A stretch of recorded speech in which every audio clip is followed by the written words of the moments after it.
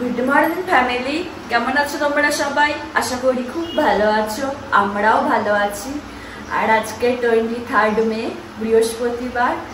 আর আমি এখন রুটি বানাচ্ছি অনির্বাণের জন্য, আর ওকে ছোলার ঘুগনি করে দেবো। তো বললো কালকে যে ওটাই নিয়ে যাবে, তো ভাবলাম আগে রুটিটা করেই। আমার ওখানে ছোলাটা সেদ্ধ করা হয়ে গেছে, রুটিটা হয়ে গেলে আমি ছোলাটা করতে শুরু করে দেবো। আরে জানো আজকে কি হয়েছে? আমি টাইম দেখলাম যে ঠিক আছে একটু পরে ঘুম থেকে উঠব, আবার 5 মিনিট পরে আবার দেখলাম, যখন আমার ঘুম থেকে ওঠার কথা দেখলাম তখনও অতটা বাজেনি, ঠিক আছে। ও বাবা, তারপরে কিছুক্ষণ দেখছি যে এই রে কত লেট হয়ে গেল।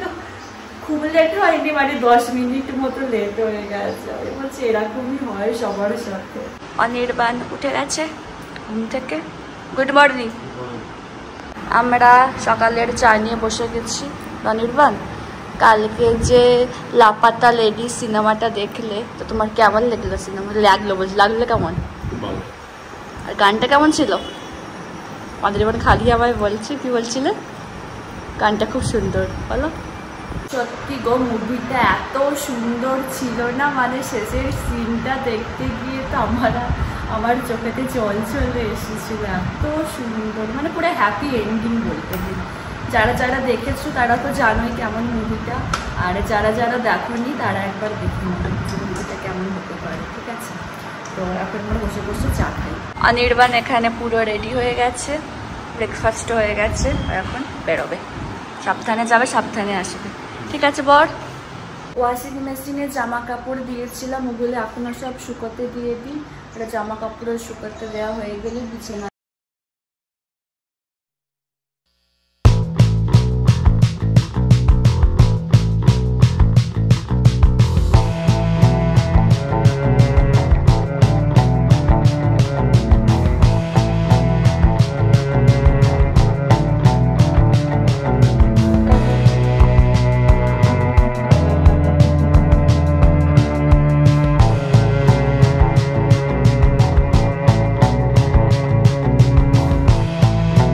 এবার আমি আমার জন্য রান্নাটা সেরে নিই।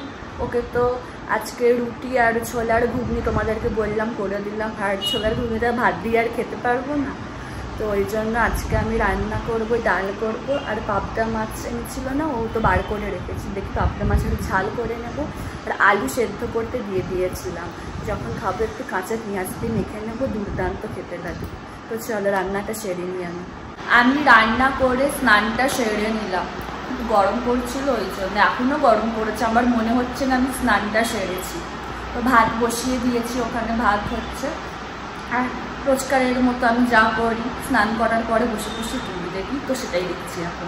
আমি লাঞ্চে বসে গেছি, এই যে আজকে দেখো লাঞ্চের মেনু, চলো খেয়ে নিই। আর ভাতের থেকে আমার আলু বেশি, ভাত আছে অল্প, আলু আছে এত।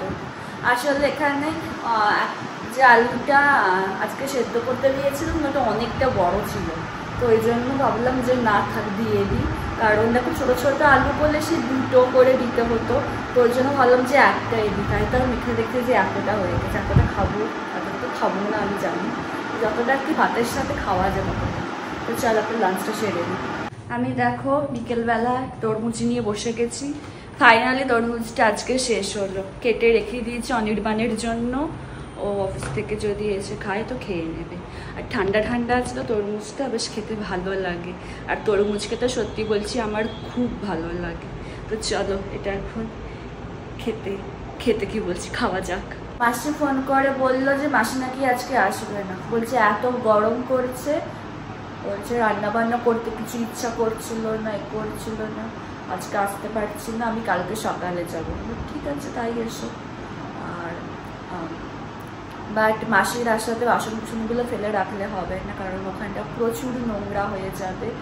তোমার জামা বাসন কুসন আছে না, আর বেশি ফেলে রাখলে নোংরা লাগবে, তো কেমন গা ঘিম ঘিম করবে, আর আরশোলা ফারশোলা চলে আসতে পারে। তো ওই জন্য ভাবছি বাসন কুসন মেজে নিই, কারণ রাতে যে রান্না করবো তার আবার বাসন জড়ো হবে, তাহলে বুঝতে পারছো কী অবস্থা হয়ে যাবে বেসিনটাতে। তো ওই জন্য ভাবছি বাসন কুসনটা মেজে নিয়ে তারপরে সন্ধে দেবো। আমি বাসন মেজে সন্ধে দিয়ে না ভালো করে গাটা ধুয়ে নিলাম, নিয়ে জামাটাও চেঞ্জ করে নিলাম, এখন একটু হলেও আরাম লাগছে। আরে সামনেটা তো পুরো ভিজে গেছে, এইবার চুল ছেড়ে রাখার মানে মতো নেই, এত গরম, তো ওর জন্য পুরো আবার বেঁধে নিয়েছে, পুরোটা ভেজে নিলে সামনের এখানটা ভিজেছে। আর দেখছি তো আকাশে হালকা হালকা মেঘ করে এসেছে, জানি না বৃষ্টি হবে কি, তোমাদেরকে দেখাচ্ছি, তোমরা কতটা বুঝতে পারবে ঠিক আমি বলতে পারছি না, বাট তাও দেখানোর চেষ্টা করেছি কেমন খোপ খোপ ভাবে, মানে কিছু কিছু জায়গায় খোপ খোপ করে পায়ে জমে আছে মেঘ, দ্বারাও দেখাচ্ছি। এই যে দেখো এখানে জমে আছে, এখানটাতে দেখলাম বিদ্যুৎ চমকাচ্ছে, এই দেখো দেখতে পাচ্ছ বিদ্যুৎ চমকাচ্ছে, একটু বৃষ্টি আয় বাবা, যা গরম বাপরে বাপ। তো এবার ভাবছি রাতে রান্নাটা শুরু করে দিই, একটু ঠান্ডা জল খাই মিশিয়ে দিয়ে রাতে রান্নাটা শুরু করতে। আজকে রাতে রান্না করবো ডিম কারি, তার সাথে রুটি। চলো, এই যে দেখো এখানে আমার ডিম কারিটা হয়ে গেছে কষানো, খালি এখন ফুটতে দিয়েছি হাই ফ্লেমেতে দিয়ে। আমার এখানে রুটিও কমপ্লিট আর ডিম তো দেখিয়েই দিয়েছিলাম। চলো, রান্না হয়ে গেছে।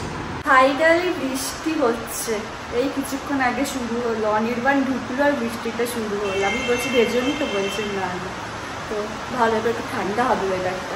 এই বৃষ্টির ওয়েদারে যে আমার এত চিকেন খেতে ইচ্ছা করছিল না, তো অনির্বাণকে বললাম যে একটু চিকেন তন্দুরি অর্ডার করো, তো করেছে, তোমাদেরকে একবার দেখাচ্ছি ডিনারের মেনুটা।